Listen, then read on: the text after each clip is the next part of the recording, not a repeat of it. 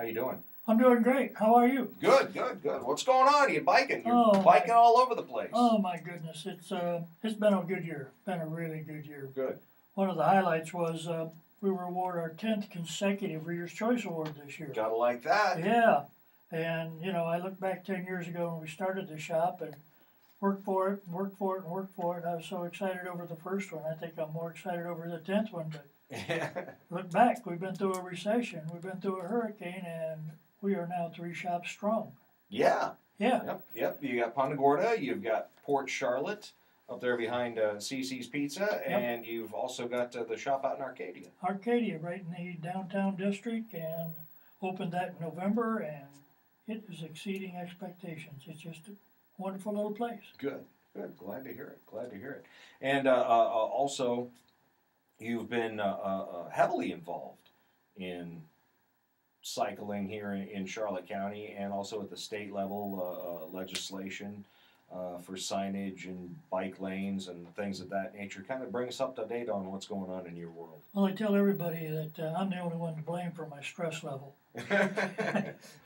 I'm the treasurer of the Florida Bicycle Association, which is a statewide organization that works with our representatives in Tallahassee to improve things statewide for bicycling. And the probably the best news to come out of Florida Department of Transportation is our secretary for Florida Department of Transportation District 1, which is our district here, is now Billy Hadaway, who is a strong bicycle advocate. And not only is he secretary for this district, he has been charged by the governor with working with every district in the state to improve bicycle conditions.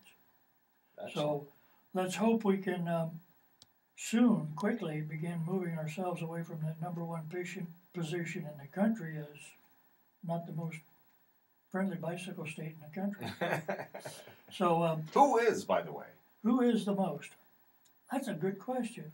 I keep looking at that other end. You'd think it'd be us with all the sunshine and stuff. You would think it would, and it should be. But back when they built this pretty general development, back then, you know, hey, what do you need sidewalks and bike paths for? We're going to the buffet in our Cadillacs. And into the bingo game. Into the bingo. So, yeah, it's a long, drawn-out process. Florida kind of grew up with the automobile and the big fins and the bigger car every year coming out of Detroit. So nobody saw any reason to have any other transportation vehicle, and the bicycle is it. I've given it a new name. What's that? It's not a bicycle anymore. What is it? It's a people-powered SUV. People-powered. Go back in history and look around the world. Bicycles are used as sport utility vehicles. This is true. Mountain bikes. A lot of utility. If you look in the Far East, they have pictures of people hauling huge 8-10 kids and all their worldly possessions right on the bicycle. On a bicycle and not wearing a helmet, but that's okay. Well, you know. So it is. It's a sport utility vehicle. I've started to shop on mine. It's an interesting thing you have to learn. It's not like when you take the oil-powered SUV and you go to the grocery store once a week and just load up half a ton of groceries. Yeah, but prices what they are now, you can load up with $100 worth of groceries and still ride your bicycle comfortably. Well, we're not going to argue that point at all, but you got to change your thinking because the trunk on your bicycle is a lot smaller. True. But the trick is, go every day. Go every day. You're not burning any gas. You're going to get some exercise. Your veggies are going to be fresher. And why not go every day? Like they do in Europe. They go every day and get fresh bread. Yeah, but in Europe, they live all in a little circular town center and stuff like that. Well, I'm just being devil's advocate. But that's coming. As much as I love to ride, and you know I do. I do. I ain't going to the store every day. Well, I don't like to go to the store that much myself. But send Karen. You can send Karen. You can Karen send needs Karen, to. yep. And she's getting ready for a Wheeling Women Ride, which is That's coming right. up in May. Coming up in May. That's like, what, a total of 600 miles? No, it's 400 400 miles, 6 days. And gals, if you've ever dreamed of doing something exciting for yourself with no men involved, give Karen a call. There's a few slots left. She's going to be riding from Tallahassee back to Punta Gorda this year. And it's not, and they average what, 60, 80 miles a day? 50 to 80 miles a day. Okay. And you got a chase vehicle with you, so there's you a don't chase have to worry. vehicle driven by a woman. Yeah. You're all staying in hotels, so you're not pitching a tent on the side of the road. None of that hardcore stuff that I do. The tent just is not in their vocabulary. No. But a little bit of wine, a little bit of camaraderie, a lot of laughing and giggling and splashing in the pool to serve the savage beast that is following you around after 50 miles on a saddle. Yeah. But yeah, they did one of their training rides yesterday. They went out and knocked out 50 miles just to begin getting themselves ready for it. So there's still time. We're looking at May 4th for her ride. So any of you gals out there who want to try something, it's an experience of a lifetime. Yeah, definitely. Give Karen a call at Punta Gorda, 258-3400, and tell her I want to do it. There you go. Now, in conjunction with, I guess, the nature preserve, you've put together a nice little bicycle adventure. Tell us about that. New trick. I've often looked at the Department of Tourism with the county and bumped around with them, and I could never find a real good way to work with them to bring in tourists. And it struck me last year that we have several really beautiful, pristine, old Florida nature preserves here in Charlotte County. And that's not counting Cecil Webb, which is a state preserve.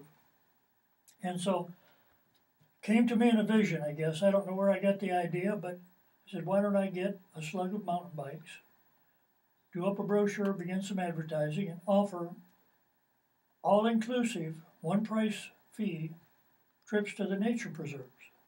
And first I said, well, I'll run out of places to take them. Then I realized we have 4 seasons here.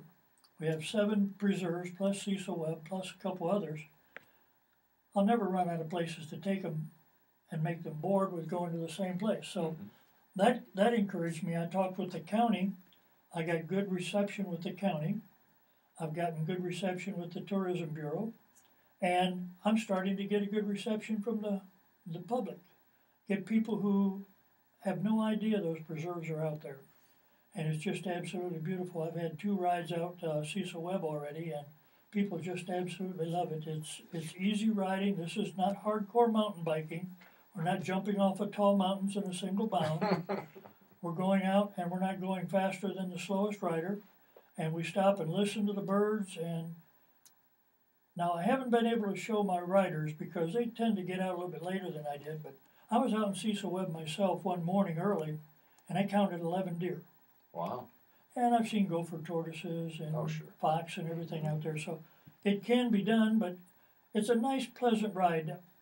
Basically, one of my customers said it's more about bicycling than it is about nature. And I said, well, that's because we haven't seen any nature yet. But that's true. I'm wanting to expose people to one more facet of bicycling, and that's off the road, out in the wilderness. It just amazes me.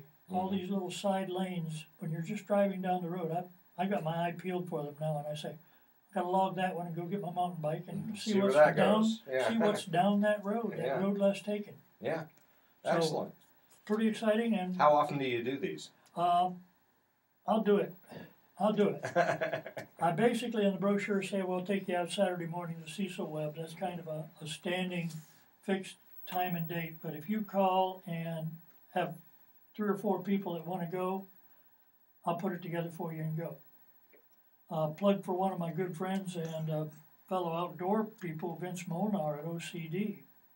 He and we've been talking, and we're looking forward to putting together a all-day operation where you ride your bike, you have lunch in one of the parks, you climb in the kayaks, go out, and then we get you back home and donate a couple ibuprofen to your recovery. So we got a lot of things going in that venue, and really excited about bringing more tourists to Punta Gorda and Port Charlotte. Yeah, excellent. And for more info, folks, all you got to do is just log on to the website, acmebicycleshop.com. Links to all of this stuff. And again, I want to thank you for hooking me up with a little loaner bike for the pedal and play. Yeah, My mountain bike doesn't really want to go 62 miles. I hear you're going to lead out the Century. I'll lead out. Doesn't Are you going to doesn't bring mean them I'm back? going to lead it Come back. on, come on, Ken, you got to bring them back. It's only 100 miles. Yeah, if I can just beat my time from 2 years ago, then I'll be happy. Time from 2 years ago, you stayed out 15 minutes, if I remember. Yeah, 15 minutes. I'm going to try and stay out 20 this time before I give it up. No, but again, yeah, that's going to be a fun time too, folks. Pedalandplayinparadise.com. Log on, get registered for that. March 24th is coming up, and that's your last day to register for the cheap date. Goes up another $5 if you wait until April 6th. So again, and another brochure you got. You know, a lot of people think that cycling, that there's just too much to it. These bikes are so expensive. You need all this equipment, and that's really not the case at all. And it's also very good for you, as you can attest to putting together another little flyer here. Yep, my 15 reasons to ride. Over the years, I don't know why, but I guess it goes back to when I was a younger man. I was on a rescue squad for over 7 years and got a little bit of involved in health and safety and rescuing people. Mm-hmm. And so that led me to begin compiling a list of reasons to ride a bicycle. And there's 15 reasons on the sheet. Those are free. Stop by the shop, pick one up if you need an excuse to ride your bicycle. A couple of them that are just new and some people probably don't believe or haven't heard before: macular degeneration. Circulation of the back of the eyes is improved by exercise, and that will reduce your incidence of macular degeneration. Alzheimer's disease, same cause and effect. Mm-hmm. Increased exercise. And the Alzheimer's disease is also impacted by being alert and aware. All of the senses are in use when you're riding a bicycle. You're hearing, you're smelling, you're seeing, you're doing all those things, and that keeps an active mind, which a number of people have talked about Alzheimer's being improved by that. So stop by. I was kidding Ken about my stress level, that I keep myself so busy.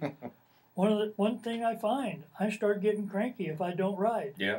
I go out and ride, and within a few minutes, the muscles are warmed up. I'm in a zone, and the mind begins